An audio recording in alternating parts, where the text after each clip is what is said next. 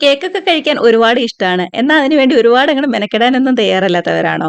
എങ്കിദാ ഈ ഒരു കേക്കിന്റെ റെസിപ്പി പിടിച്ചോളൂട്ടോ. നല്ല എളുപ്പത്തില് ഓവനോ, ബീറ്ററോ, മുട്ടയോ ഒന്നും ചേർക്കാതെ സിമ്പിളായിട്ട് റെഡിയാക്കി എടുക്കാവുന്നതേ ഉള്ളൂ. അപ്പൊ അതിനായിട്ട് അത്യാവശ്യം വലിപ്പമുള്ള ഒരു ബൗളിലേക്ക് 1/4 കപ്പ് പൊടിച്ച പഞ്ചസാരയും 1/2 കപ്പ് പാലും കൂടി ചേർത്ത് നന്നായിട്ട് മിക്സ് ആക്കി എടുക്കാം. ഇതിലേക്ക് 3 ടേബിൾ സ്പൂൺ നെയ്യൊന്ന് പതുക്കെ ചൂടാക്കിയതാട്ടോ അതും കൂടി ചേർത്ത് കൊടുക്കുന്നുണ്ടേ.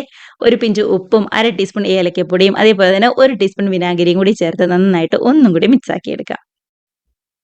ഇനി ഒരു അരിപ്പയിലേക്ക് 1 കപ്പ് ഗോതമ്പ് പൊടിയും 1/4 കപ്പ് പാൽപ്പൊടിയും കൂടെ തന്നെ ഒരു 1/4 ടീസ്പൂൺ ബേക്കിംഗ് പൗഡറും 1/4 ടീസ്പൂൺ ബേക്കിംഗ് സോഡയും കൂടി ചേർത്ത് ഇതുപോലെ നന്നായിട്ട് ഒന്നും കൂടെ അരിച്ചെടുക്കുന്നുണ്ട്. പാലുമായിട്ട് ചേർത്ത് നന്നായിട്ട് ഒന്നും കൂടി യോജിപ്പിച്ചെടുക്കാം. ഇതിലേക്ക് ഗ്രേറ്റ് ചെയ്ത് വെച്ചിരിക്കുന്ന 1 കപ്പ് ക്യാരറ്റും കൂടി ചേർത്ത് കൊടുക്കുന്നുണ്ട് ട്ടോ. നല്ലോണം തന്നെ ഒന്നും കൂടെ മിക്സ് ആക്കി എടുക്കാം. കണ്ടോ ഇതിപ്പോ കുറച്ച് കട്ടിയായിട്ടാണ് ഇരിക്കുന്നത്. ഒരു 4 ടേബിൾ സ്പൂൺ പാലും കൂടി ചേർത്ത് ഒന്നും കൂടി പതുക്കെ ഒന്ന് ലൂസാക്കി എടുക്കുന്നുണ്ടേ. ഇതാണ് കറക്റ്റ് ആയിട്ടുള്ള പരുവെന്ന് പറയുന്നത്. ഇനിയിപ്പോ ഓയിലൊക്കെ പറ്റിയ ഒരു കേക്ക് ടിന്നിലേക്ക് നമ്മുടെ കേക്കിന്റെ മിക്സ് അങ്ങ് മാറ്റി കൊടുത്ത് നല്ലോണം ടാപ്പ് ചെയ്ത് എയർ ബബിൾസ് ഒക്കെ കളഞ്ഞതിന് ശേഷം ഇതേപോലെ നല്ല കട്ടിയുള്ള ഒരു ചീനച്ചട്ടിയിലേക്ക് വെച്ച് കൊടുക്കുക കേട്ടോ. ഗ്യാസിന്റെ ഫ്ലെയിം ലോ ടു മീഡിയത്തിലാക്കി ഒരു 40-45 മിനിറ്റ് റെഡിയായി വരാനായിട്ട് വെയിറ്റ് ചെയ്യാം. അതിനുശേഷം പുറത്തിറക്കി ബട്ടർ പേപ്പറൊക്കെ മാറ്റി നല്ലോണം തണുത്തതിന് ശേഷം കട്ട് ചെയ്ത് കഴിക്കാവുന്നതേ ഉള്ളൂ.